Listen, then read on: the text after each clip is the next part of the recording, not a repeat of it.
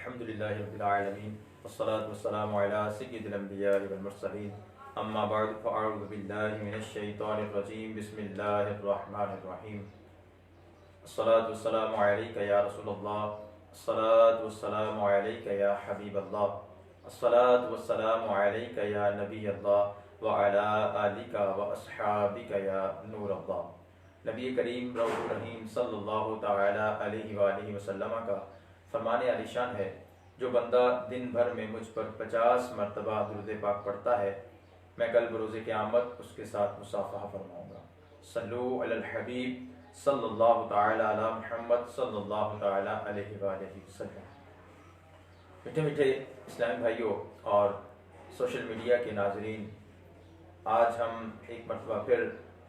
अपना ज़कात कोर्स का दूसरा दर्जा लेकर हाजिर हुए हैं। उससे पहले मैं आपसे गुजारिश करूंगा, अभी तक आपने हमारे ऑनलाइन मदरसतुल मदीना के ऑफिशियल फेसबुक पेज को लाइक या शेयर नहीं किया तो इसे लाइक करें और इसे शेयर करें, ताकि दूसरे लोगों तक भी ये दावत पहुँचे और वो भी इस कोर्स के अंदर शरीक होकर इल्म दीन हासिल कर सकें। आज हम ज़कात के हवाले से कल हमने जो कुछ सीखा, जो उसका पहले एक खुलासा आपके सामने अर्ज करूँगा और फिर कुछ सवालात जो किए गए, जो मौजू के मुतालिक थे, उनके चंद एक के जवाबात अर्ज किए जाएंगे और फिर उसके बाद आखिरी जो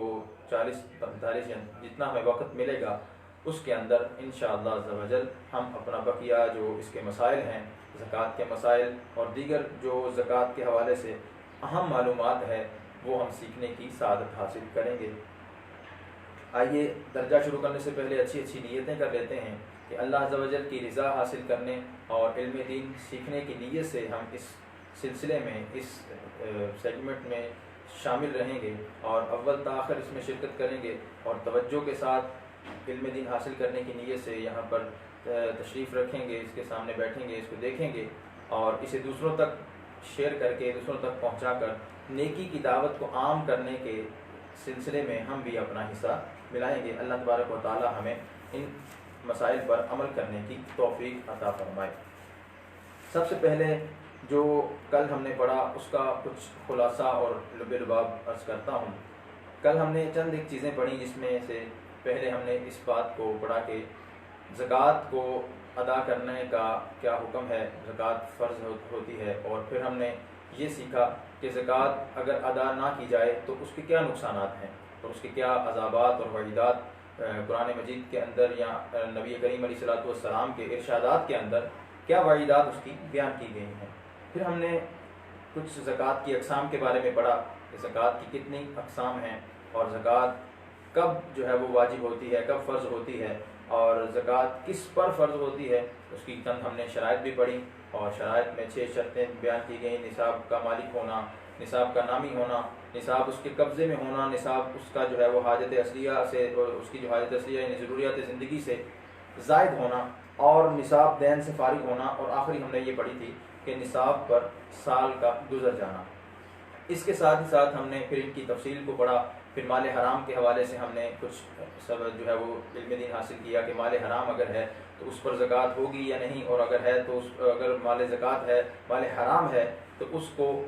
उससे निजात हासिल करने का क्या तरीक़ाकार है। और फिर हाजत असलिया के बारे में और किस महीने के एतबार से ज़कात अदा की जाएगी, शमसी महीनों का एतबार किया जाएगा या ज़कात की अदायगी के अंदर साल पूरा होने के अंदर जो है वो कमरी महीनों का एतबार किया जाएगा। तो ये तमाम चीज़ें हमने कल के सबक के अंदर पढ़ी। आज हम इंशाअल्लाह अज़्ज़ा वजल जो पढ़ेंगे उसके अंदर ये होगा कि क्या हमने ये शर्त ज़कात की अदायगी के शराइत के अंदर ये भी था, ज़कात फ़र्ज़ होने के शराइत के अंदर कि आकिल और बालिग हो। तो जो नाबालिग है और मजनून है, जो अक्लमंद नहीं है, जिसकी अक्ल ज़ाहिर हो चुकी है, तो उसकी ज़कात का क्या हुक्म है। फिर हम अमवाल के बारे में आज पढ़ेंगे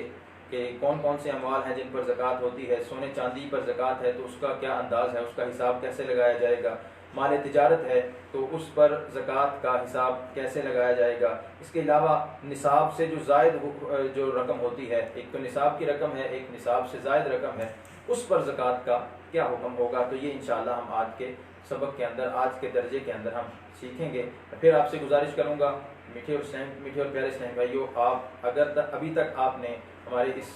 फेसबुक पेज को लाइक और शेयर नहीं किया तो मदरसतुल मदीना ऑनलाइन का ये जो फेसबुक पेज है, ऑफिशियल फेसबुक पेज, इसको आप लाइक कीजिए और शेयर कीजिए ताकि दूसरे लोगों तक भी ये दीन की दावत, ये नेकी की दावत पहुंच सके। कुछ सवालात कल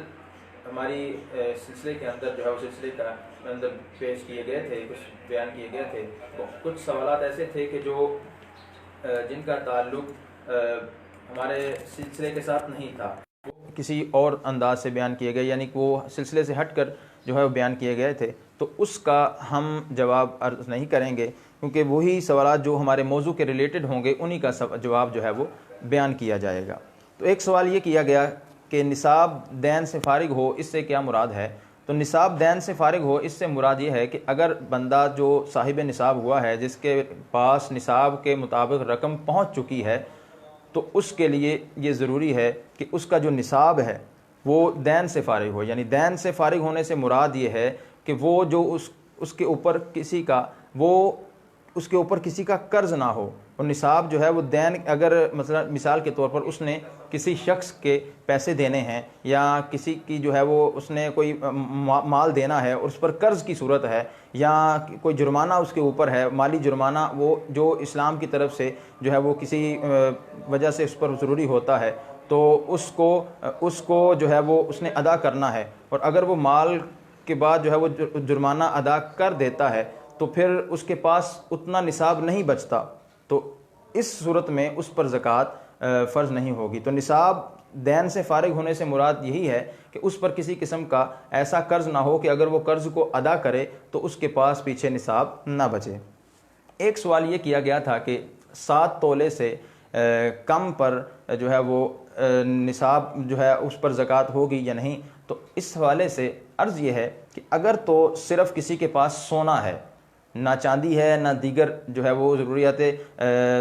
ज़िंदगी से ज़ायद, ज़रूरियात असलिया, हाजत असलिया से ज़ायद उसके पास रुपया, पैसा, करेंसी, नोट नहीं है, तो इस सूरत में अगर फ़कत उसके पास सोना है और वो 7.5 तोले से कम है तो फिर उस पर ज़कात फ़र्ज़ नहीं होगी। क्योंकि अगर सिर्फ सोना हो और कोई निसाब साथ में शुमार ना किया जाए तो फ़कत 7.5 तोले सोना पर ही ज़कात फ़र्ज़ होगी। अदरवाइज़ अगर 7.5 तोले से कम है तो उस पर ज़कात फ़र्ज़ नहीं होगी।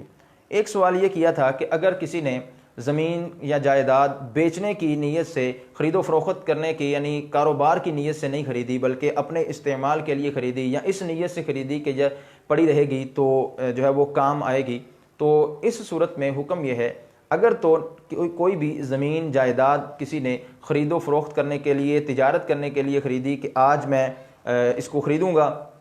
कल परसों या कभी भी जो है वो इसको बेचूंगा और ज़्यादा इस पर कीमत कमाऊंगा, तो ये माल तिजारत के अंदर आ जाएगा। और माल तिजारत का हुक्म यह है कि उस पर साल गुजरने के बाद ज़कात फ़र्ज़ होती है। लेकिन अगर किसी ने इस नीयत से ज़मीन जायदाद या कोई प्लॉट ख़रीदा कि मैं इसको अपने इस्तेमाल में लाऊंगा या इसको रेंट पर दूंगा या मेरे जो है वो मुस्तकबिल के अंदर मेरे किसी काम आएगी, तो इस सूरत में उस पर ज़कात नहीं होगी।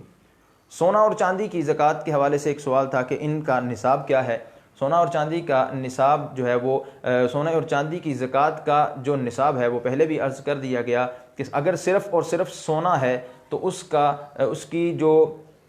ज़कात है उसकी ज़कात के हवाले से हुक्म यह है कि 7.5 तोले सोना होना ज़रूरी है अगर फ़कत सोना है। और अगर साथ में चांदी है, अकेला सोना है तो 7.5 तोले सोना उसका निसाब है। और अगर सिर्फ़ और सिर्फ चांदी है, कोई सोना नहीं है, कोई साथ में रकम भी नहीं है, सिर्फ चांदी है, तो चांदी का जो निसाब है वो 52.5 तोले चांदी है। और अगर जो है वो ना सोना है ना चांदी है बल्कि रुपए, पैसे या माल तिजारत है या जो है वो इसके अलावा कुछ माल है जो माल तिजारत के तौर पर उसने लिया है, तो उसमें देखा जाएगा कि वो उनकी रकम को आपस जो तमाम रकम उसके पास मौजूद है, अगर तो वो 52.5 तोले चांदी की मिकदार बराबर बनती है तो उस पर ज़कात फ़र्ज़ होगी। और अगर जो है वो अगर उसकी जो रकम है वो 52.5 तोले चांदी से कम है, उसकी कीमत से, उसकी मालियत से कम है, तो उस पर ज़कात फ़र्ज़ नहीं होगी। ये चंद एक सवालात जो थे वो कल एक बयान किए गए, कल पूछे गए थे, तो उसका जवाब अर्ज़ कर दिया गया है। आज भी अगर आप कोई सवाल करना चाहें तो आप कमेंट सेक्शन के अंदर सवाल कर सकते हैं, उसका कल जवाब अर्ज़ कर दिया जाएगा। अगर मुमकिन हुआ तो कल उसका जवाब अर्ज़ कर दिया जाएगा, लेकिन सवाल वही करें जो हमारे मौजू के रिलेटेड हो। तो अगर कोई और सवाल किया जाएगा तो उसका जवाब यहाँ पर नहीं दिया जाएगा। आइए अब हम अपने सिलसिले की तरफ बढ़ते हैं, अपने सबक की तरफ बढ़ते हैं कि सबक में जो हमने आज पढ़ना है उसमें सबसे पहले ये है कि सोने और चांदी के निसाब के बारे में पढ़ेंगे। लेकिन उससे पहले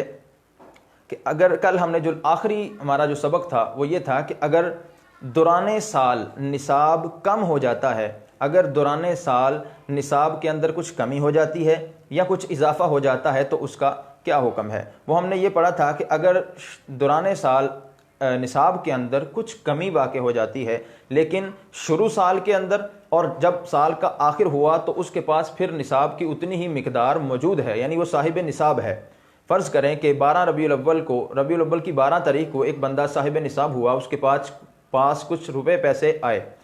अब वो साहिब निसाब हो चुका है। लेकिन दरमियान रबीउल अव्वल के बाद रबीउल सानी आता है या दीगर जो माह आते हैं, उसमें उसके पास जो रकम है कुछ कम हो गई। लेकिन जैसे ही अगले साल मुकम्मल हुआ और रबीउल अव्वल की 12 तारीख आती है, फिर उसके पास वही निसाब पूरा हो जाता है, तो इस सूरत में भी उस पर ज़कात फ़र्ज़ होगी, उसको ज़कात अदा करना लाजिम होगी। फिर दूसरी सूरत यह थी कि अगर इसमें कुछ इजाफा हो जाता है तो फिर क्या हुक्म होगा, क्या उसको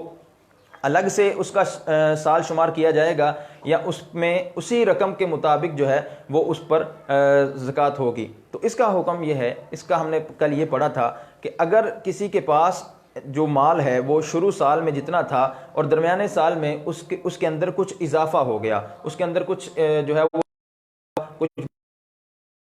या तो इसकी दो सूरतें हैं। अगर तो उसी जिन्स का माल उसमें ज़ायद हुआ है, उसी जिन्स के माल में इजाफा हुआ है, यानी अगर किसी के पास पैसे थे तो पैसे ही बढ़ गए हैं, या सोना चांदी है तो सोना चांदी ही मजीद उसके पास आ गया है, तो इस सूरत में सब को मिलाकर उनकी ज़कात का हिसाब लगाया जाएगा। अगर वो तक वैसे ही उसके पास मौजूद हैं और साल पूरा हो जाता है और दीगर शराइत भी पाई जा रही हैं, तो इस सूरत में उसकी तमाम माल का हिसाब लगाकर उस पर ज़कात अदा की जाएगी। और अगर ऐसी सूरत नहीं है, बल्कि इसमें सूरत हाल ये है कि एक निसाब पहले मौजूद था, जो उसके पास दोबारा आया है वो दोबारा दूसरा निसाब है, पहले जो निसाब था वो और था, दूसरा जो निसाब है वो और है, तो इस सूरत के अंदर उस पर ज़कात अदा करना ये ज़रूरी नहीं होगी। इसकी मिसाल आप इस तरह समझ सकते हैं कि पहले उसके पास सोना चांदी था, अब जो उसके पास जो है वो भेड़ बकरियां या ऊँटों का निसाब आया है, तो अब सोना चांदी का जो निसाब है उसका साल अलग शुमार किया जाएगा, वो जो साल चल रहा होगा उसी साल को शुमार किया जाएगा। और भेड़ बकरियों का और या ऊँट वगैरह अगर उसके पास आते हैं तो चूँकि ये जिन्स बदल चुकी है तो इसका जो साल है वो अलग से शुमार किया जाएगा। ये जब आएंगे उसके पास उस वक़्त से लेकर आइंदा साल उसी तारीख तक इसका जो है वो निसाब शुमार किया जाएगा। तो ये था हमारा कल का आखिरी सबक। आज हमने पढ़ना यह है कि अगर निसाब जो है वो उसका ना तो कम होता है, यानी थोड़ी कमी भी नहीं होती, ना ही इतना मतलब उसमें इजाफा होता है, बल्कि निसाब बिल्कुल ख़त्म हो जाता है, तो फिर उस सूरत में क्या हुक्म होगा। अगर दौरान साल निसाब बिल्कुल हलाक हो जाए कि उसके पास 1 रुपया भी नहीं बचा, उसके पास माल मौजूद था, एक शख्स साहिब निसाब था, उसके पास माल मौजूद था, सोना चांदी थी या रुपया पैसा था या जानवर थे, कोई भी किसी भी तरह का माल उसके पास मौजूद था या माल तिजारत था, लेकिन जैसे ही कुछ माह गुजरे हैं उसका सारा माल जो है वो ख़त्म हो गया, उसका सारा माल जो है वो चला गया, हलाक हो गया, किसी को दे दिया, बिल्कुल उसकी मिल्कियत से निकल गया। तो अब जो पीछे जो साल शुमार किया जा रहा था वो अब साल का शुमार नहीं किया जाएगा, वो साल जाता रहेगा। अब इस साल के अंदर दोबारा जब उसके पास माल आए और वो निसाब की मिकदार को पहुँचे, तो फिर जब से उसके पास माल आएगा उस यानी जिस दिन वो साहिब निसाब होगा उस दिन से उसके माल का हिसाब दोबारा से साल का हिसाब लगाया जाएगा और उस तारीख से लेकर अगली साल उस तारीख तक उसको साहिब निसाब यानी कि माना जाएगा और ये साल उसका पूरा होगा। मिसाल के तौर पर अगर यकम मुहर्रम को एक शख्स जो है वो साहिब निसाब हुआ, अब मुहर्रम के बाद जब सफ़र का महीना आया तो उसका सारा माल हलाक हो गया, उसके पास कोई चीज़ नहीं बची, लेकिन रबीउल अव्वल के महीने के अंदर जाकर उसके पास फिर जो है वो कुछ माल आया और वो साहिब निसाब हो गया। तो पहले जो माल हलाक हो चुका, बिल्कुल ख़त्म हो चुका था, उसको शुमार, उस साल को शुमार नहीं किया जाएगा, वो साल उधर ही ख़त्म हो जाएगा। और रबीउल अव्वल शरीफ में जो उसके पास दोबारा से माल आया है और वो दोबारा से साहिब निसाब हुआ है, तो इस रबीउल अव्वल की जिस तारीख को, रबीउल नूर की रबीउल अव्वल के महीने की जिस तारीख को उसके पास माल आया और वो साहिब निसाब हो गया, इस तारीख को नोट करेंगे और फिर अगले साल की जो रबीउल अव्वल की तारीख होगी उस तारीख को उसी दिन और उसी तारीख उसी वक्त के मुताबिक जब साल पूरा हो जाएगा तो उस पर ज़कात अदा करनी फ़र्ज हो जाएगी। फिर सवाल हमने एक ये भी पीछे एक जो है वो एक मसला पढ़ा था कि आकिल और बालिग होना ये भी ज़रूरी है। तो इससे हमें ये पता चला कि जो नाबालिग शख्स है उस पर ज़कात फ़र्ज नहीं होती, क्योंकि नाबालिग पर शरीयत के अहकाम लागू नहीं होते, इसलिए उस पर ज़कात भी फ़र्ज नहीं है। और मजनून की चंद एक सूरतें हैं कि मजनून पर कब ज़कात होगी और कब नहीं। अगर तो जुनून पूरे साल को घेर ले तो ज़कात वाजिब नहीं, यानी उसको पूरा साल ही उस पर जुनून रहा तो ज़कात उस पर वाजिब नहीं। और अगर साल के अव्वल आखिर में इफाका होता है, यानी साल के शुरू में और साल के आखिर में इफाका होता है, और अगरचे बाकी ज़माना यानी दरमियान में जितना साल है वो सारा जो है वो जुनून की हालत में गुजरता है, तो ज़कात उस पर वाजिब होती है। और मजनून के साल का आगाज़ कहाँ से होगा? मजनून के साल का आगाज़, इसकी दो किस्में बनेंगी, या तो जो उसका जुनून होगा वो जुनून असली होगा या जुनून आर्जी होगा। जुनून असली और आर्जी की भी तारीफ़ात सुन लेते हैं। जुनून असली वो होता है कि अगर जुनून असली हो यानी जुनून ही की हालत में वो शख्स बालिग हुआ, इसे कहते हैं जुनून असली। यानी जब वो नाबालिग था उस वक़्त भी उसको जुनून था, अब वो बालिग हो चुका है तो इस वक़्त भी उसको जुनून की हालत में ही वो बालिग हुआ है, तो उसके साल का आगाज़ होश आने से शुरू होगा। जब उसको होश आएगी उस वक़्त वो बालिग हो जाएगा। और अगर आर्जी जुनून हो, यानी जुनून ही की हालत में वो बालिग नहीं हुआ बल्कि बाद में उसको जो है वो जुनून तारी हुआ, और जो है वो मगर वो जुनून ऐसा है कि उसने पूरे साल को घेर रखा है, पूरे साल में वो जुनूनियत की हालत में रहा है, वो मजनून रहा है, तो अब इसका हुक्म, इसका साल उस वक़्त शुरू होगा कि जब उसको इफाका होगा, जब वो जुनून से दुरुस्त होगा तो उसका साल की इब्तिदा मान ली जाएगी। ज़कात जो है ये कितने तरह के मालों पर लाजिम होती है, कितने तरह के मालों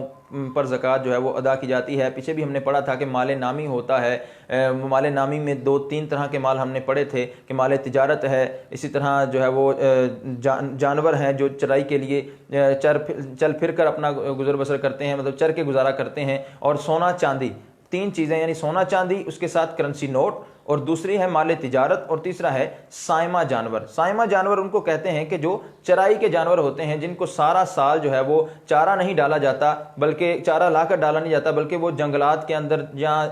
खेतियों के अंदर इस तरह चल फिर कर अपना गुजर औकात करते हैं, तो उनको साइमा जानवर कहा जाता है। सोने चांदी के निसाब, ये 3 चीज़ें इसके अंदर बयान की गई हैं कि ज़कात जो है 3 किस्म के माल पर होती है। नंबर 1 सोना चांदी, नंबर 2 माल तिजारत, नंबर 3 साइमा यानी चराई पर छोटे जानवर। तो ये 3 तरह के जानवर हैं। अब हम इनकी डिटेल और इनकी वजाहत पढ़ते हैं। सोने चांदी का निसाब क्या है? सोने चांदी का निसाब, कल हमने कुछ इसकी मालूमात हासिल की थी, लेकिन आज हम इसको तफसील के साथ पढ़ते हैं। सोने का निसाब 20 मिसकाल यानी 7.5 तोले चांदी है। 7.5 तोले चांदी अगर उसके पास 7.5 तोले, सॉरी 7.5 तोले चांदी नहीं, 7.5 तोले सोना है, यानी सोना है तो उसका निसाब 20 मिसकाल यानी 7.5 तोले। 7.5 तोले अगर उसके पास होगा तो उस पर ज़कात फ़र्ज होगी। अगर 7.5 तोले नहीं है, ये सिर्फ उस वक़्त की बात है कि जब सिर्फ और सिर्फ उसके पास सोना हो और कोई भी चीज़ निसाब वाली, यानी जिस पर ज़कात फ़र्ज होती है, रुपया पैसा या चांदी या माल तिजारत, उसके पास मौजूद ना हो।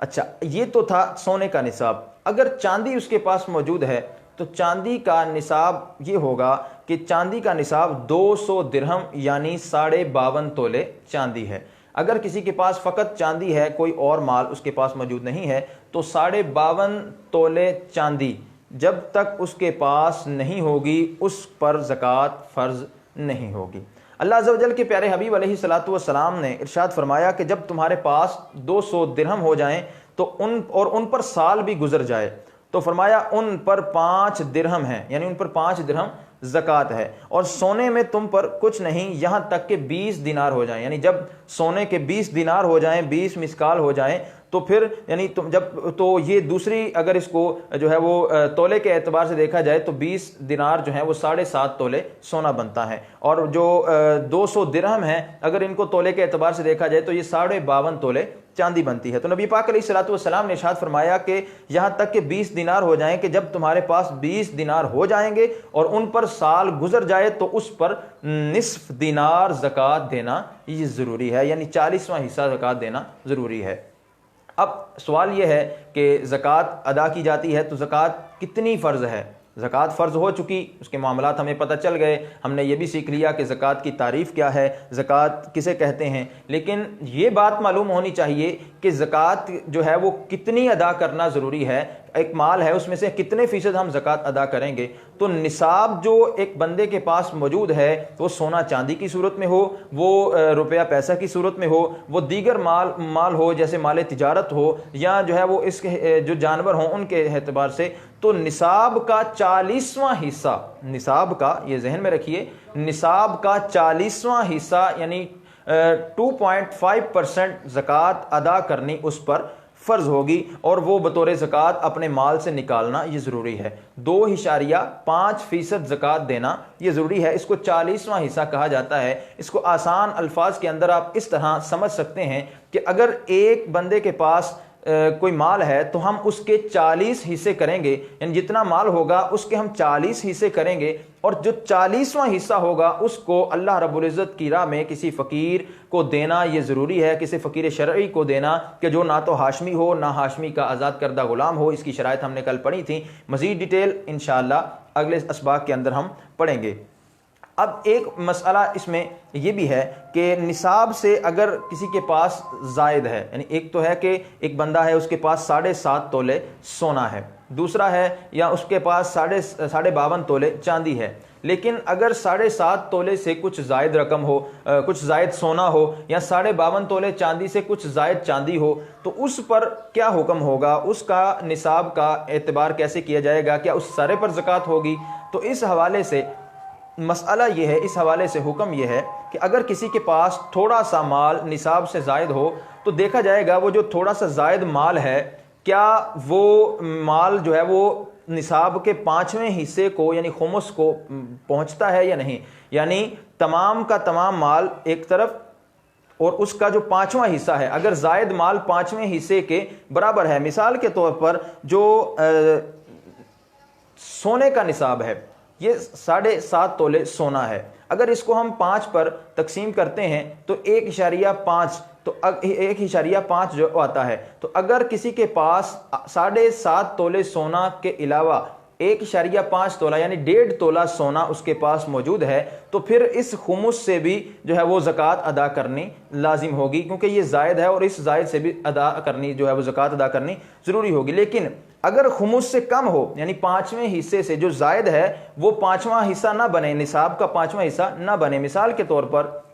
एक शख्स है उसके पास 7.5 तोले सोना है और कुछ उस पर जायद है कि 8 तोले बन जाता है, यानी 8 तोले सोना है, 7.5 तोले तो उसका निसाब है और आधा तोला उसके पास इजाफी है। तो अब ये जो आधा तोला निसाब उसके पास इजाफी है तो उस पर ज़कात वाजिब नहीं होगी, उस पर ज़कात फ़र्ज़ नहीं होगी, ज़कात सिर्फ 7.5 तोले पर ही अदा की जाएगी। लेकिन अगर ये जो इजाफी है ये 5वां हिस्सा निसाब का बन जाता है कि निसाब के 5 हिस्से किए जाएं और 5वां हिस्सा ये जायद रकम 5वें हिस्से के बराबर बन जाती है, तो इस 5वें हिस्से के अंदर भी ज़कात का हिसाब लगाकर उसमें से ज़कात अदा की जाएगी। इसकी तफसील चंद एक चीज़ें मैं अर्ज़ करता हूँ। अगर जो है वो किसी के पास थोड़ा सा माल निसाब से ज़ायद हो तो देखा जाएगा कि निसाब से ज़ायद माल निसाब का 5वां हिस्सा बनता है या नहीं। अगर तो बनता है तो उस 5वें हिस्से का भी 2.5% यानी 40वां हिस्सा ज़कात में देना होगा। और अगर जायद मिकदार 5वें हिस्से यानी खुमुस से कम हो तो अफ़्व है, यानी उस पर ज़कात नहीं। वही बात कि अगर 5वां हिस्सा बनता है तो उस पर भी ज़कात होगी, यानी जो निसाब से जायद है और वो 5वां हिस्सा बनता है तो उस पर भी ज़कात फ़र्ज होगी। और अगर वो 5वां हिस्सा नहीं बनता बल्कि 5वें हिस्से से कम बनता है तो उस पर ज़कात फ़र्ज नहीं होगी। मिसाल जैसे मैंने आपको पहले बयान कर दी कि अगर किसी के पास 8 तोले सोना है और वो 7.5 तोले तो निसाब की मिकदार है और आधा तोला उस पर इजाफी है, तो इस पर अब इस शख्स पर अब ये आधे तोले की ज़कात वाजिब नहीं होगी, ज़कात फ़र्ज नहीं होगी। लेकिन अगर किसी के पास 8 तोले की बजाय जो है वो 9 तोले सोना हो तो अब चूंकि 7.5 तोले से 1.5 तोला इजाफी है तो अब उस पर पूरे 9 तोले की ज़कात अदा करना वाजिब होगी, ज़कात अदा करना उस पर फ़र्ज होगी। निसाब और खुमुस से जो जायद है, अब एक तो निसाब हो गया, निसाब के बाद एक खुमुस हो गया यानी 5वां हिस्सा। निसाब और 5वां हिस्सा जो मज़ीद इजाफी है उससे जो मज़ीद रकम बढ़ती है तो उसका हिसाब कैसे लगाया जाएगा, उसका भी हिसाब इसी अंदाज से लगाया जाएगा कि अगर किसी शख्स के पास निसाब है, निसाब के मुताबिक उसके पास सोना या चांदी है और सोना निसाब से इजाफी जो है वो 5वां हिस्सा बनता है तो अब निसाब पर भी ज़कात होगी, 5वें हिस्से के अंदर भी ज़कात का हिसाब लगाकर ज़कात अदा की जाएगी। और अगर जो 5वें हिस्से से भी जायद उसके पास कुछ सोना या चांदी यानी जो भी निसाब है उस निसाब के मुताबिक उसके पास कुछ मौजूद है तो फिर उसमें यही देखा जाएगा कि जो 5वें हिस्से से जायद है क्या ये तमाम निसाब का 5वां हिस्सा बनता है। अगर तो ये 5वां हिस्सा बने, ठीक है, तो फिर उस पर निसाब ज़कात जो है वो फ़र्ज होगी। अगर 5वां हिस्सा ना बने तो उस पर ज़कात फ़र्ज नहीं होगी। मिसाल के तौर पर वही मिसाल कि अगर किसी के पास 7.5 तोले सोना था तो फिर तो सीधी सीधी उस पर ज़कात फ़र्ज हो रही है। अगर किसी के पास 9 तोले हो तो फिर ये एक 7.5 तोले और साथ में एक जो है वो खुमुस बनता है, एक 5वां हिस्सा बनता है, इस पर भी ज़कात उस पर ज़रूरी है। अब अगर खुमुस से भी जायद उसके पास 10 तोले सोना है, एक शख्स के पास 10 तोले सोना है तो जो 7 तोले 7.5 तोले सोना उस पर भी ज़कात बनी, आगे जो पहला खुमुस यानी पहला 5वां हिस्सा उसके पास बना उस पर भी ज़कात बनी। अब 5वें हिस्से से जायद भी 1 तोला उसके पास मौजूद है तो ये 10 तोला है तो अब जो 1 तोला है इस पर ज़कात फ़र्ज नहीं होगी, उस पर सिर्फ 9 तोले जो सोना है उसकी ज़कात अदा करना ज़रूरी होगी। अब लेकिन अगर उसके पास 10.5 तोले सोना बन जाती है, 10.5 तोले अब मज़ीद क्योंकि 1.5 तोला सोना जो है ये निसाब के 5वें हिस्से को पहुंचता है तो अब 10.5 तोला सोना उस पर ज़कात अदा करनी फिर वाजिब होगी। फिर इस हवाले से चंद एक चीज़ें यह हैं कि अगर एक ही जिन्स के मुख्तलिफ अमवाल और ज़कात का हिसाब हमने लगाना हो तो कैसे लगाएं। अगर मुख्तलिफ माल हों और कोई भी निसाब को ना पहुँचता हो यानी सोना है या चांदी है, अब तक हमने जितनी गुफ्तगू की ये इस अंदाज से थी, इसके इसमें वो मसाइल थे कि जो भी अगर सोना है तो सिर्फ और सिर्फ उसके पास सोना मौजूद है, या चांदी है तो फ़कत चांदी मौजूद है, या रुपया पैसा है तो फ़कत रुपया पैसा है। ये तीनों चीज़ें अलग अलग हैं, इस या सिर्फ सोना है या सिर्फ चांदी है या सिर्फ माल है और रुपया पैसा की सूरत में है। लेकिन अगर ये तीनों चीज़ें थोड़ी थोड़ी मौजूद हों या 2 चीज़ें थोड़ी थोड़ी मौजूद हों यानी 2 निसाब मिल रहे हों या तीनों निसाब मिल रहे हों तो इस सूरत में ज़कात अदा करने का तरीका अभी सुनिए कि किस अंदाज से इसमें ज़कात का हिसाब लगाया जाएगा और ज़कात अदा की जाएगी। अगर मुख्तलिफ माल हों और कोई भी निसाब को ना पहुँचता हो, 7.5 तोले सोना भी नहीं है, 4 तोले बिलफर्ज सोना है, 52 तोले 52.5 तोले चांदी भी नहीं है, इससे कम है 50 तोले है, 30 तोला चांदी है और कुछ या फिर चांदी है या माले तिजारत या करेंसी नोट है, तो इस सब को मिलाया जाएगा और इन सब को मिलाकर इनकी कुल मालियत निकाली जाएगी। सबको यानी फ़र्ज़ करें एक शख्स है उसके पास 2 तोले सोना है, 5 तोले चांदी है, कुछ माले तिजारत है और कुछ पैसे उसके पास मौजूद हैं। अब वो क्या करेगा, वो तमाम मालों को मिलाएगा, इनकी मालियत को जमा करेगा, फिर टोटल जितनी इनकी मालियत बनती होगी उसकी ज़कात का हिसाब उस निसाब से लगाया जाएगा जिसमें फ़ुक़रा का ज़्यादा फ़ायदा है। यानी अगर हम सोने के एतबार से देखें तो उसमें अगर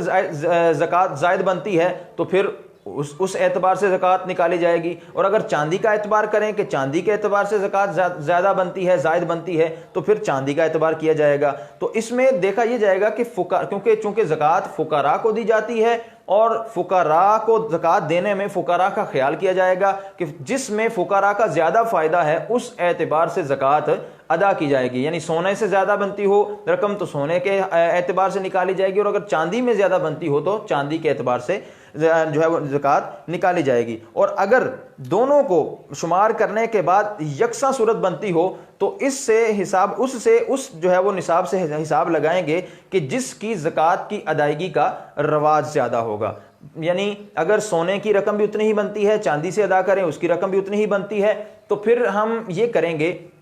कि जिससे जो निसाब है वो निसाब के अंदर जो चीज़ मौजूद है, यानी जो इसमें रवाज देखा जाएगा कि सोने से जो है वो ज़कात अदा की जाती है उसका निसाब उसका रवाज ज़्यादा है, या चांदी से जो है वो ज़कात अदा की जाती है उसका रवाज ज़्यादा है, तो जिसका रवाज ज़्यादा होगा उसके मुताबिक जो है वो ज़कात को देने को इख्तियार किया जाएगा। फिर चाहे तो सोने के हिसाब से दे या ज़कात दे या चांदी के हिसाब से, दोनों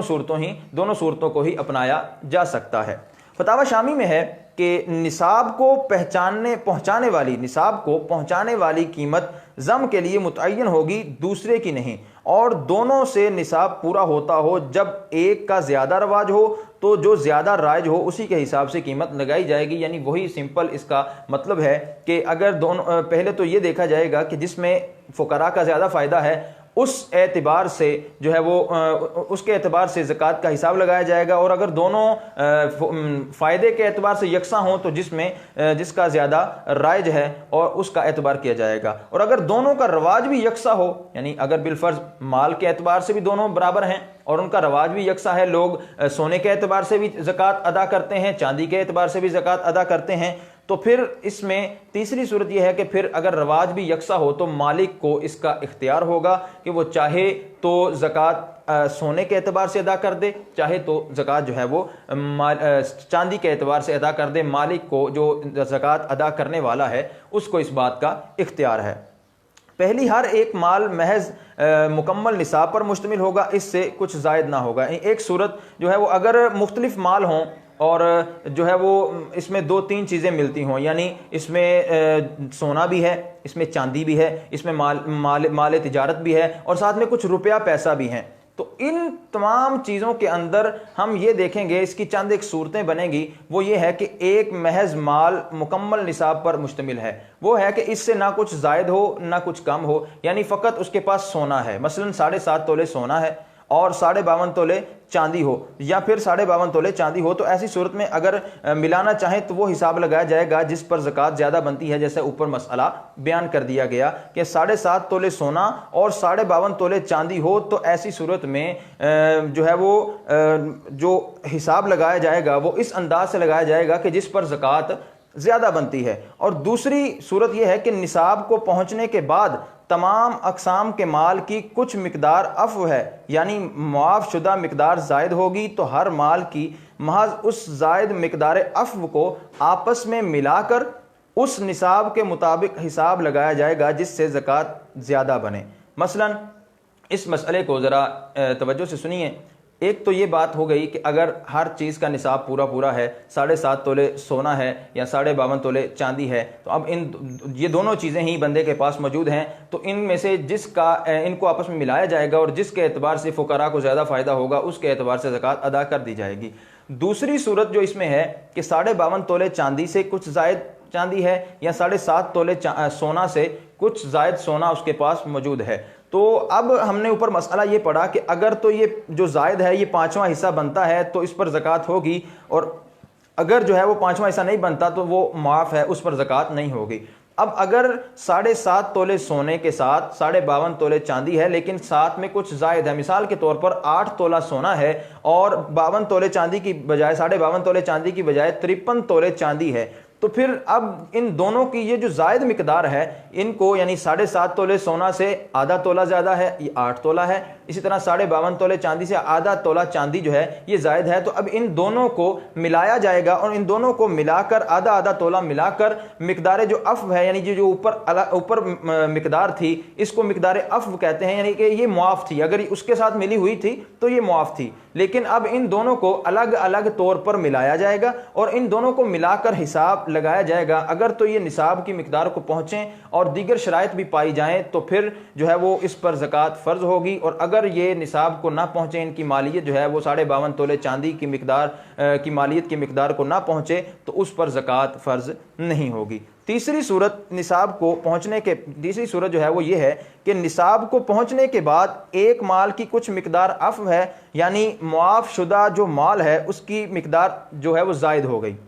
एक निसाब पर कुछ मिकदार ज़ायद होती है जबकि दूसरा माल बग़ैर अफ़्व के हो, तो पहले माल की महज इस ज़ायद मिकदार अफ़्व को दूसरे माल से बग़ैर अफ़्व वाले में मिलाएंगे। मसलन सोने का निसाब, इसकी मिसाल कुछ इस तरह समझें कि एक शख्स है, उसके पास 7.5 तोले सोना है, उसके पास सोने से इजाफी कोई भी चीज़ मौजूद नहीं है। तो अब ये जो इसका निसाब है, इस पर ज़ायद मिकदार कोई ऐसी नहीं है कि जो मुआफ़ हो, लेकिन साथ में इसके पास दूसरा निसाब है वो चांदी का है, लेकिन उसके अंदर उसके पास कुछ ऐसा इजाफी चीज़ मौजूद है, उसके लिए साथ कोई ऐसी जो है वो इजाफी चांदी मौजूद है कि जो मिकदार तो मुआफ़ है, लेकिन हम उसका तरीक़ाकार क्या होगा, उसका अंदाज़ क्या होगा कि उसकी ज़कात कैसे अदा की जाएगी। तो 7.5 तोले जो सोना है इसकी ज़कात निकलेगी, और इधर से 52.5 तोले चांदी से 1 तोला या आधा तोला जो इजाफी है, जो कि 52.5 तोले सोना, उसका खुमुस नहीं बनता। तो इसका हुक्म ये होगा कि 52.5 तोला से ये जो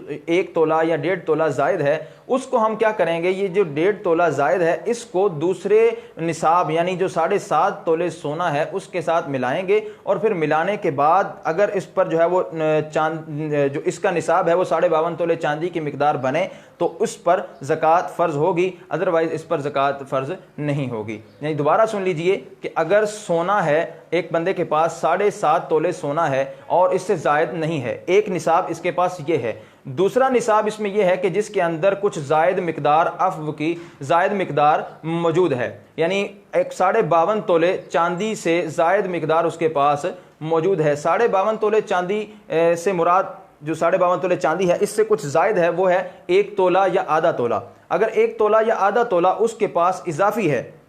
तो इस 1 तोले और आधा तोला जो सोना इजाफी है उसको 52.5 तोले चांदी से अलग करके इसको 7.5 तोले के साथ मिलाया जाएगा, और 7.5 तोले के साथ उसको मिलाकर उसको जम किया जाएगा, उसका हिसाब लगाया जाएगा। अगर तो उसकी मालियत 52.5 तोले चांदी की मिकदार बनती है तो उस पर ज़कात फ़र्ज़ होगी, अदरवाइज उस पर ज़कात फ़र्ज़ नहीं होगी। और अगर सोने का निसाब मुकम्मल हो और चांदी का नामुकम्मल हो, यानी दो, ये अभी तक हमने जो पढ़ा पिछला मसला उसमें यह था कि सोने का निसाब भी मुकम्मल था, चांदी का निसाब भी मुकम्मल था, लेकिन अगर सोने और चांदी का निसाब दोनों में से किसी एक का निसाब मुकम्मल ना हो, यानी सोने का मुकम्मल है चांदी का मुकम्मल नहीं है, या चांदी का मुकम्मल है सोने का मुकम्मल नहीं है, तो इस सूरत में क्या हुक्म होगा। मिसाल के तौर पर अगर एक शख्स है, उसके पास सोने का निसाब मुकम्मल है, 7.5 तोले सोना उसके पास मौजूद है, लेकिन चांदी का निसाब उसके पास मुकम्मल नहीं है, उसके पास 52.5 तोले चांदी से कम चांदी है, 30 तोला है, 40 तोला है, इवन के 50 तोले तक भी उसके पास अगर चांदी है, तो अब चूंकि निसाब मुकम्मल नहीं है तो इसको हम इसका हुक्म जो है वो ये होगा कि दोनों में से जिसका निसाब बगैर अफ़्व के मुकम्मल हो, बगैर अफ़्व के मुकम्मल होने से मुराद ये है कि पूरा पूरा निसाब हो, निसाब से जायद कोई भी चीज़ उसके पास, कोई भी जो है वो सोना या चांदी उसके पास मौजूद ना हो। तो अगर यानी सोना है तो सोने की सूरत में सोना इजाफी ना हो, चांदी है तो चांदी की सूरत में चांदी इजाफी ना हो, बल्कि पूरा निसाब के मुताबिक हो, तो उसमें दूसरे माल को मिला देंगे। यानी 7.5 तोले सोना एक बंदे के पास निसाब है और सोने का निसाब मुकम्मल है, और दूसरी तरफ 52.5 तोले चांदी है, 52.5 तोले चांदी पूरी नहीं है बल्कि उससे कम है, 52 तोले है, 50 तोले है। तो अब क्या करेंगे, ये 7.5 तोले सोना को 52 तोले या इससे जो कम है, यानी 52.5 तोले से कम जितनी भी चांदी है उसको आपस में मिलाकर इसका जो है वो हिसाब लगाया जाएगा और फिर इससे ज़कात अदा की जाएगी। और अगर इसका बरअक्स हो, यानी सोना कम हो, चांदी निसाब के मुताबिक हो, तो भी इसको आपस में मिलाएंगे और मिलाने के बाद इसका जो हिसाब किया जाएगा उस पर ज़कात फ़र्ज़ समझी जाएगी और उसके एतबार से ज़कात अदा की जाएगी। ज़कात में सोने चांदी की कीमत देना, अगर कोई ये शख्स चाहता है कि मैं सोना और चांदी को अदा ना करूं, यानी मेरे पास सोना चांदी जो है वो महफूज रहे, मैं सोने चांदी की जगह पर रकम दे दूं, तो इस सूरत में भी उसको इजाज़त है कि ज़कात में सोने या चांदी की जगह उनकी कीमत दे देना, ये भी जायज़ है। दुर्र मुख्तार में है कि ज़कात में कीमत दे देना भी जायज़ है, यानी अगर आप ज़कात पैसों से अदा करना चाहते हैं तो आप पैसों से अदा कर सकते हैं। लेकिन हमें यह भी पता होना चाहिए कि पैसों से ज़कात अगर हमने अदा करनी है तो किस अंदाज से करनी है और कैसे करनी है। तो शरअन कीमत किसको कहते हैं, इसकी असल में कीमत का एतबार किया जाएगा कि इसकी कीमत क्या है। तो कीमत शरअन किसको कहते हैं? कीमत शरअन उसको कहा जाता है कि जो उस चीज़ का बाज़ार में भाव हो, इत्तफाकी तौर पर या भाव ताव करने के बाद कमी या ज़्यादती के साथ कोई चीज़ खरीद ली जाए तो उसको कीमत नहीं बल्कि समन कहते हैं। यानी एक चीज़ मिसाल के तौर पर बाज़ार में 30 रुपए की बिक रही है, एक चीज़ बाज़ार में उसका जो रेट है वो 30 रुपए है, लेकिन ये उसकी कीमत है, इसको कीमत कहा जाता है। लेकिन एक शख्स है वो बाजार जाता है, वो इसी 30 रुपए वाली चीज़ को कुछ जो है वो बहस मुबासा करके कुछ जो है वो ऊपर नीचे करके वो 25 रुपए में 28 रुपए में ले आता है। अब ये जो लेके आया है ये कीमत नहीं है, ये उसका समन है। कीमत वो है कि जिस कीमत पर, जिस प्राइस पर, जितने पैसों पर वो चीज़ उस बाजार के अंदर सेल हो रही है उसको कीमत कहेंगे। तो फिर ज़कात की जब सोने और चांदी की ज़कात पैसों से अदा की जाएगी, रुपए पैसे से, माल से अदा की जाएगी, तो इस सूरत में उसकी ज़कात का एतबार इस तरह किया जाएगा कि मार्केट के अंदर उसका हिसाब लगाया जाएगा उसकी कीमत का, फिर उस कीमत के 40वें हिस्से को, जितनी उसकी कीमत बनती होगी उसका 40वां हिस्सा अदा किया जाएगा। अब ये भी इसमें बात ज़रूरी है कि किस जगह की कीमत का एतबार किया जाए। आप जिस जगह पर रह रहे हैं उस इलाके की कीमत का एतबार किया जाएगा, या जो है वो किसी और शहर की कीमत का एतबार भी किया जा सकता है। तो कीमत उसी जगह की होनी चाहिए जहाँ पर माल है, जिस जगह पर माल मौजूद है, आप जिस जगह पर माल को लेकर बैठे हुए हैं, आपकी मिल्कियत में माल जिस जगह मौजूद है, तो उसी जगह की कीमत का एतबार करेंगे। और इसमें एक बात ये भी याद रखिए, इस बात को भी जो है वो जहन नशीन रखिए कि कीमत ना तो बनवाने के दिन की मोतबर है और ना अदायगी ज़कात के वक़्त की, बल्कि जब ज़कात का साल पूरा हुआ उसी वक़्त की कीमत का हिसाब लगाया जाएगा। यानी ऐसा नहीं है कि जब आपने वो सोना या चांदी लिया था उस वक़्त उसकी कितनी जो है वो कीमत थी वो भी शुमार नहीं की जाएगी, ना ही जो है वो उस वक़्त शुमार की जाएगी, यानी उस वक़्त से इसका हिसाब शुमार किया जाएगा कि जब अदा कर रहे हैं, बल्कि जब साल पूरा हुआ था। मिसाल के तौर पर एक चीज़ थी, एक बंदे ने 12 रबीउल अव्वल की तारीख से पहले ली, यानी जो है वो 10 रबीउल अव्वल को, 11 रबीउल अव्वल को, या जो है वो इससे पहले 5, 6, 7 रबीउल अव्वल को कोई चीज़ जो है वो सोना या चांदी लेकर रख ली। उस वक़्त उसकी कीमत जो थी वो कम थी, बाद में उसकी कीमत कुछ बढ़ गई और जो है वो उस वक़्त वो जब उसने ली है तो उस वक्त उसकी कीमत कम थी, बाद में उसकी कीमत जो है वो बढ़ गई। अब जब साल मुकम्मल हुआ, यानी अगले साल वही 11, 12 या 5 तारीख जिस तारीख को उसने ली थी, यानी बिलफर्ज अगर एक बंदे ने 5 तारीख को ली थी और अगले साल 5 तारीख को उस पर साल मुकम्मल हुआ, अब ये जो साल मुकम्मल होने का दिन है, इस दिन उसकी कीमत का हिसाब लगाया जाएगा और फिर उसकी कीमत के हिसाब से ज़कात अदा की जाएगी, ना कि अगरचे वो ताख़ीर के साथ अदा करे या पहले अदा कर दे, उस दिन की कीमत का हिसाब नहीं लगेगा। फिर सोने और चांदी की ज़कात का हिसाब हम कैसे लगाएंगे कि हम सोना और चांदी है तो इसकी ज़कात हम कैसे अदा करेंगे। तो इसकी चंद एक सूरतें हैं, 2 सूरतें उलमा ने इसकी बयान की हैं। आप या तो इसकी रकम की सूरत में ज़कात देना चाहते हैं या सोने और चांदी की सूरत में अदा करना चाहते हैं, यानी 2 सूरतें होंगी, 2 ही चॉइस कि आपके पास निसाब के मुताबिक सोना है या आपके पास जो है वो चांदी है या आपके पास जो है वो माल असबाब पैसे की सूरत में है। तो अगर तो आप सोने और चांदी की ज़कात सोने चांदी से ही अदा करना चाहते हैं, सोने की सोने से, चांदी की चांदी से, या फिर आप दूसरी सूरत आपके पास ये है कि आपके पास सोना चांदी मौजूद है, आप कहते हैं कि मेरा सोना और चांदी सेव रहे, मैं पैसों से इसकी ज़कात अदा कर दूं। तो हमने ऊपर पढ़ा कि पैसों से ज़कात अदा करनी भी दुरुस्त है, जायज़ है, लेकिन इसका तरीक़ाकार क्या होगा, इसकी सूरत क्या होगी, तो वो हम सुनते हैं। अगर रकम की सूरत में आप ज़कात अदा करना चाहते हैं तो आसान तरीन हिसाब यह है कि ज़कात का साल पूरा होने पर, जब ज़कात का साल पूरा हो जाए, यानी एक बंदा फ़र्ज़ करें 12 तारीख को, रबीउल अव्वल की 12 तारीख को साहिब निसाब हुआ, अगले साल जब 12 तारीख रबीउल अव्वल की आएगी तो उस पर साल पूरा हो जाएगा। ये बात तो इतनी बिल्कुल क्लियर है। अब इस पर जब साल पूरा हो जाए तो साल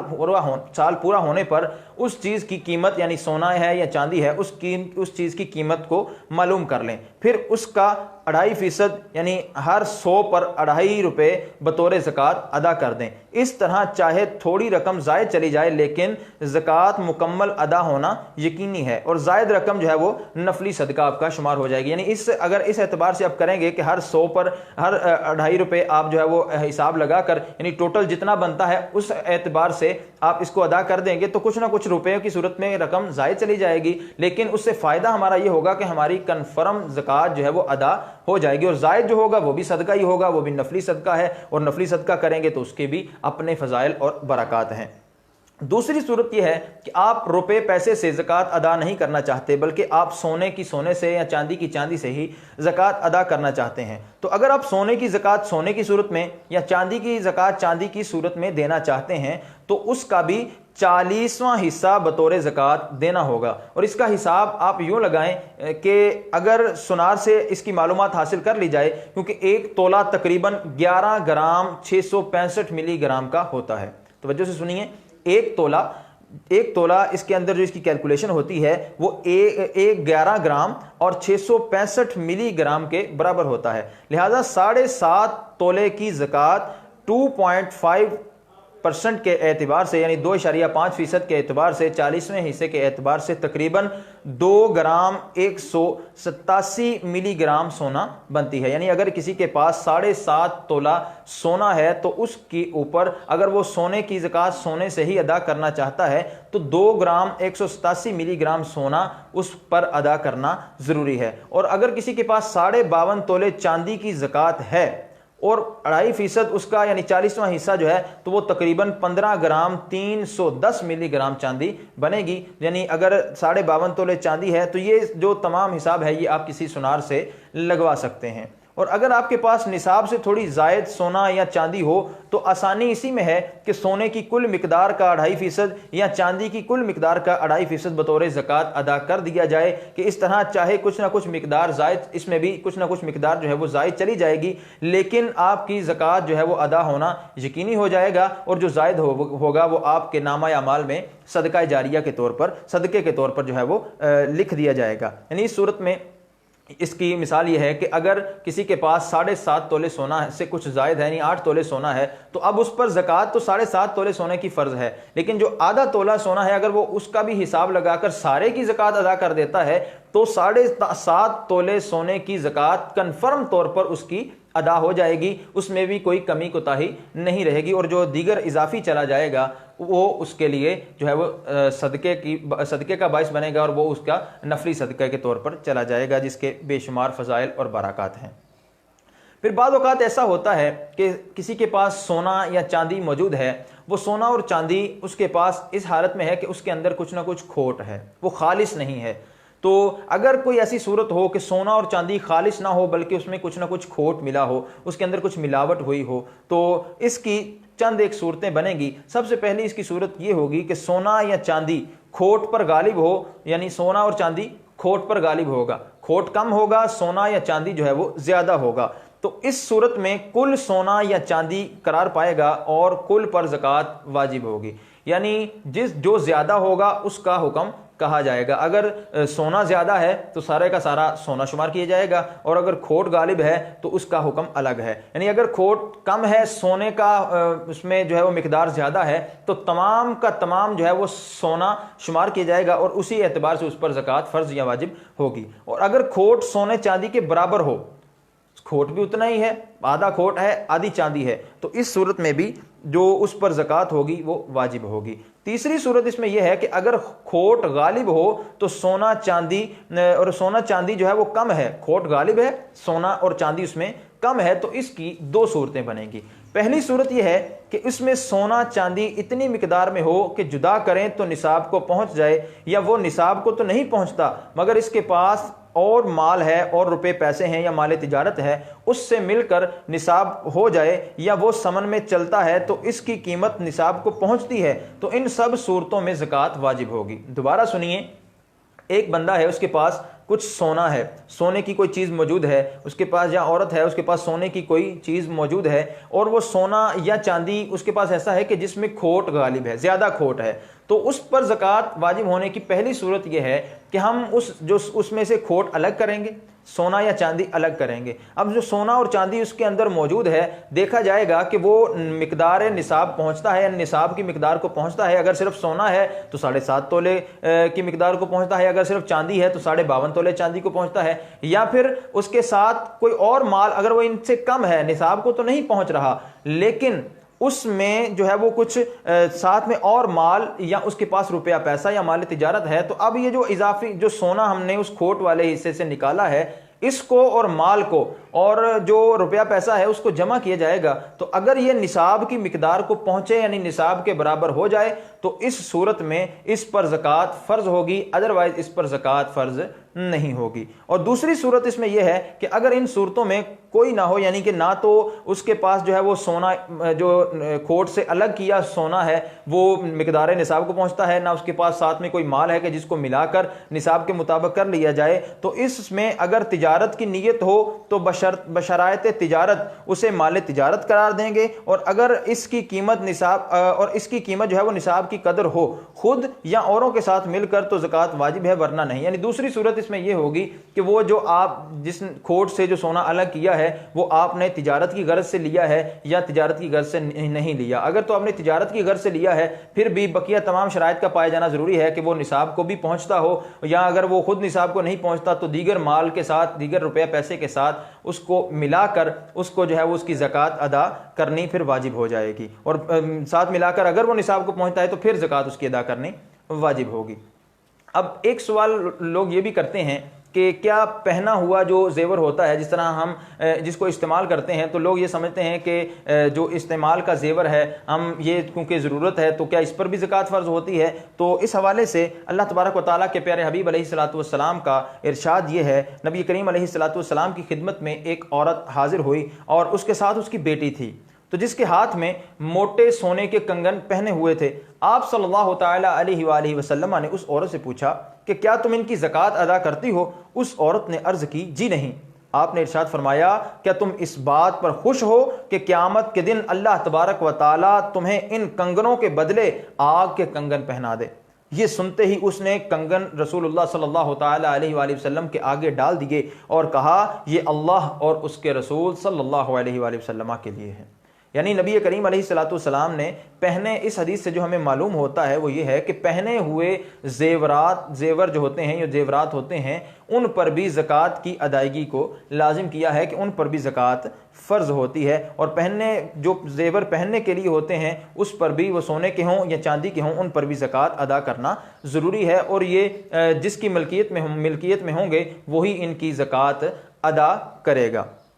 अगर सोने चांदी के जेवरात या बर्तनों वगैरह की ज़कात रुपयों में दें तो असल सोने या चांदी की कीमत लेंगे। बाद औक़ात ऐसा होता है कि बंदे के पास जेवर नहीं होते लेकिन किसी के पास पुराने बर्तन ऐसे पड़े हुए हैं, ये सोने के हैं या चांदी के हैं, तो उन पर ज़कात का हुक्म यह है कि उनकी भी ज़कात अदा करना ज़रूरी होगी। लेकिन उनकी ज़कात का हिसाब उन बर्तनों के एतबार से नहीं लगाया जाएगा कि इस बर्तन का अब कितना जो है वो कितनी कीमत है या कितना रेट लगता है बाज़ार में, बल्कि उसके अंदर जो सोना और चांदी है उसका एतबार किया जाएगा। और जो सोने और चांदी की असल कीमत है, यानी असल सोने और चांदी की उस वक़्त जो कीमत है अदायगी जब आप करेंगे तो उस वक़्त सारा हिसाब लगाया जाएगा, तो देखा जाएगा सोने और चांदी की असल कीमत जो उसमें सोना और चांदी मौजूद है उसकी असल कीमत का एतबार करेंगे और उस असल कीमत के एतबार के मुताबिक जो है उस पर ज़कात वाजिब होगी। सोने चांदी के बर्तनों का इस्तेमाल करने के हवाले से, सोने और चांदी के बर्तन, अब इसके हवाले से मसला तो बयान कर दिया गया कि सोना और चांदी ये जो है वो इनके पास अगर बर्तनों की सूरत में भी हों तो ज़कात तो इन पर फ़र्ज़ है, लेकिन क्या सोना और चांदी के बर्तन इस्तेमाल करना दुरुस्त है। तो सदरुल शरिया बदरुल तरीका हज़रत अल्लामा मौलाना मुफ्ती अमजद अली आज़मी भार शरीयत हिस्सा 16 में सफ़ा नंबर 38 और 39 पर लिखते हैं कि सोने चांदी के बर्तन में खाना पीना और इनकी प्यालियों में तेल लगाना और इनके इतरदान से इतर लगाना या इनकी अंगीठी में बखूर यानी धूनी लेना मना है, और ये ममानत सिर्फ मर्दों के लिए नहीं बल्कि औरतों के लिए भी है। यानी ये तमाम चीज़ें जो बयान की गई इसमें मर्द और औरत दोनों बराबर हैं। इसी तरह सोने चांदी के चमचे से खाना और उनकी जो सिलाई या सुरमादानी होती है उससे सुरमा लगाना, और इसके आईने में देखना, और उनके कलम दवात से लिखना, और इनके लोटे या तश्त से वुजू करना, और उनकी कुर्सी पर बैठना, ये कुर्सी अगर बनी हुई है उस पर बैठना, ये भी मर्द और औरत के लिए ममनू है। तो जो अभी तक हम पहले अगर कोई इस्तेमाल करता रहा है तो नियत कर लीजिए कि आइंदा इन चीज़ों का इस्तेमाल नहीं करेंगे, क्योंकि शरीयत मुतहरा ने इसको मना फरमाया है। फिर इसी तरह सोने चांदी की चीज़ें बाद औक़ात आराइश के लिए और सताइश के लिए लगाई जाती हैं, घरों की सजावट के लिए, डेकोरेशन के लिए लगाई जाती हैं। तो मसलन कोई बर्तन है या कलम दवात ऐसे हैं जो दीवारों पर लगाकर सिर्फ आराइश के लिए सोने के लगाए जाते हैं। तो मकान को आरास्ता करने के लिए जो सोने की इस तरह की चीज़ें इस्तेमाल होती हैं वो ज़ाती खाने पीने के लिए इस्तेमाल नहीं होती, बल्कि डिज़ाइनिंग के लिए या आराइश के लिए, आरास्ता करने के लिए इस्तेमाल होते हैं। तो उनको इस्तेमाल करना जायज़ है, उसमें कोई हर्ज नहीं है। यूं ही सोने चांदी की कुर्सियाँ या मेज़ या तख्त वगैरह ये सिर्फ मकान में सजावट के लिए रखे हैं और सजा कर रखे हैं, तो उनको भी इस्तेमाल करना, उनको भी मतलब रखना दुरुस्त है, लेकिन हम उनको इस्तेमाल नहीं कर सकते। उन पर बैठना जो है ये ममनू है। जब तक उस पर बैठेंगे नहीं, सिर्फ उनको जो है वो डेकोरेशन के लिए रखेंगे, तो ये चीज़ें ज़रूर जो है वो उन पर ज़कात फ़र्ज़ नहीं होगी उस पर, और वो जायज़ की सूरत में आ जाएंगी। फिर ये भी सूरत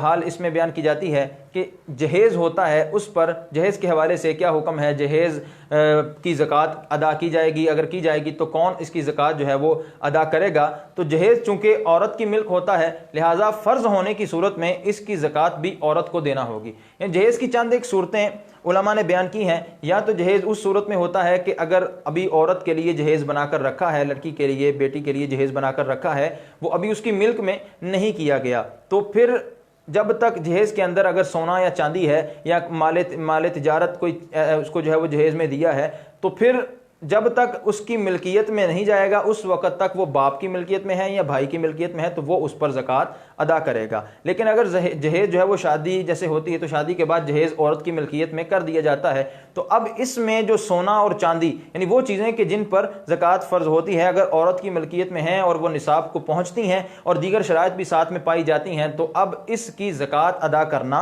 ये औरत के ज़िम्मा पर फ़र्ज़ होगा। अब बीवी है तो उसके पास जेवर हैं, तो बीवी पर ज़कात फ़र्ज़ होगी या शोहर पर ज़कात फ़र्ज़ होगी। तो अगर शोहर ने बीवी को जेवर बनवा कर दिए हैं और अगर वो जेवर बीवी की मिल्कियत में कर दिए कि ये आपकी मिल्कियत है, तुम रखो, वो पहने, तो अब इस सूरत में जो जेवरात उसके पास मौजूद हैं उन पर ज़कात अदा करना ये बीवी की जिम्मेदारी है, वो उस पर फ़र्ज़ होगा। और अगर मर्द ने, शोहर ने अपनी बीवी को सिर्फ इस्तेमाल करने के लिए दिए हैं, उसकी मिल्कियत में नहीं किए, मिल्कियत अपनी रखी है, उसको सिर्फ ये कहा है कि तुम इस्तेमाल करो, जब दिल करे पहनो, तो इस सूरत में जो जेवर होंगे उनकी ज़कात मर्द अदा करेगा, शोहर अदा करेगा। और बाद औक़ात ऐसा होता है कि बीवी के पास जेवर पड़े होते हैं, शोहर उसको कहता है कि तुम जेवर की ज़कात अदा करो, तो बीवी अदा नहीं करती, तो इस सूरत में वबाल किस पर होगा अगर बीवी जो है वो जेवर की ज़कात अदा ना करे। तो अगर शोहर के समझाने के बावजूद भी जोजा जेवर की ज़कात अदा ना करे तो उसका वबाल शोहर पर नहीं आएगा, क्योंकि अल्लाह रब्बुल इज़्ज़त कुरान मजीद फुरकान हमीद के अंदर इरशाद फरमाता है,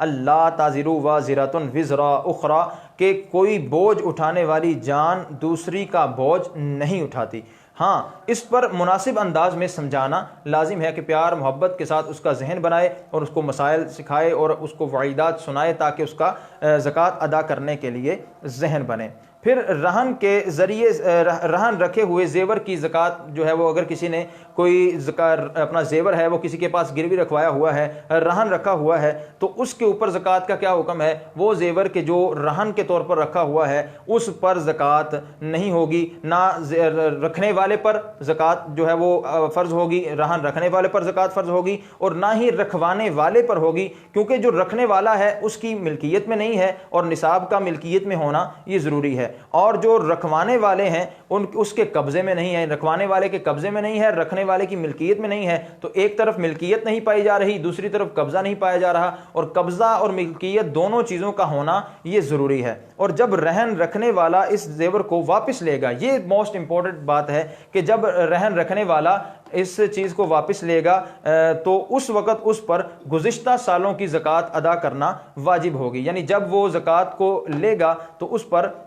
यानी जब वो माल उसके पास पहुंचेगा तो उस पर उसकी ज़कात अदा करनी वाजिब होगी, और वो पिछले सारे साल जितने साल उसके पास जो है वो रहा, उसने तमाम सालों का जो है वो उस पर ज़कात को अदा करना हिसाब लगाकर ये ज़रूरी होगा। आज का हमारा ये दर्स मुकम्मल होता है। तो आपको जैसे पहले भी अर्ज़ किया गया कि आप हमारे इस पेज को लाइक करें, शेयर करें, ताकि दूसरे लोग भी इसके अंदर शरीक हो सकें। दावत इस्लामी के ज़ेर एहतमाम एक शोबा ऑनलाइन मदरसतुल मदीना है, जिसमें मुख्तलिफ़ कोर्सेज़ करवाए जाते हैं। हम उम्मीद है कि आपको रोज़ाना इंशाअल्लाह एक